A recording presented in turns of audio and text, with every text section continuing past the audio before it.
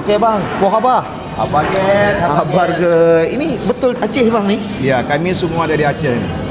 Yang itu ni katanya isteri sudah sampai dulu. Ya, isteri saya sampai dulu sama kawan-kawan dia dulu bang. Okeylah, kita nak tengok abang potong boleh? King Crab. Potong yang ni, jom. Kita nak tengok abang ni dari Aceh. Mana? Bandar Aceh bang? Bandar Aceh, Bandar Aceh. Okey. Okey, tarik pelan-pelan. Kokoh dah. Ya, tarik slow-slow je, tak payah potong boleh. Okey. Ya, okey bang. Jom kita nak tengok abang Mantap. dari. Bang, nama siapa bang? Arul. Macam Judika dari tepi. Ada kan Judika? Aduh. Judika Aceh. Mantap ni. Okey bang, itu yang garlicnya. Abang, Yang mana? ini dia punya Ni? sosnya. Ya, sos ini. Pakai sosnya, ya. Sos kuning itu, garlic. Garlic. Mantap ni. Mantap bang. Pakai ni enggak? Ya, pun boleh. Wah. Tu dia.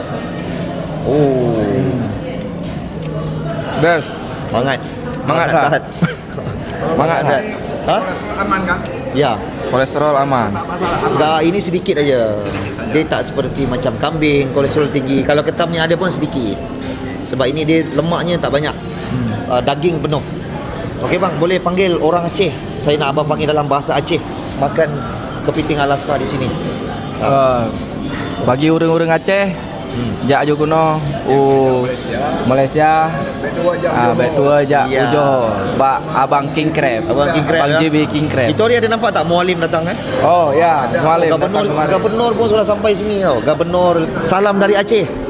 Salam dari Aceh. Yang ini kita ada orang Batam. Batam betul, Batam. Ya kak, kita nak tanya akak makan kat macam sini kak, macam mana kak makan? Sedap lah. Sedap eh? Baik kak.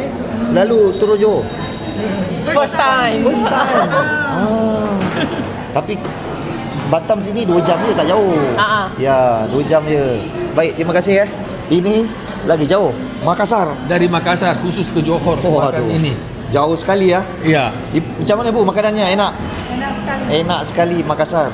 Okey Pak, tadi Pak cuba makan apa di sini? Sotong bakar, Ya, sama ini, Ini? Kim Crab Alaska. king crab. Oh, ini sudah habis. Ya, Sudah habis. Gimana Pak? Mantap, Mantap ya Pak ya. mantap. Oh, ini lagi tambah 2 kali sotong bakar. Ini menu baru, ada ikan bakar, sotong bakar. Ini menu baru di sini ya. Iya, iya. Baik Pak, boleh panggil seluruh warga Makassar. Ya, Mampir Pak. warga Sulawesi bisa Ya. ke sini makan. Johor, enak. Enak Pak. Terima kasih Pak ya. Sama-sama. Dari Indonesia. So, kalau singgah sini jangan lupa dapatkan saya punya ni popcorn Abang Lobster. Okey. Popcorn dan juga tempe chips Abang Lobster. Dan ada berita baik untuk korang yang ada gout, ada asam urat, yang selalu sakit kepala, migrain, sakit lutut, sakit kaki.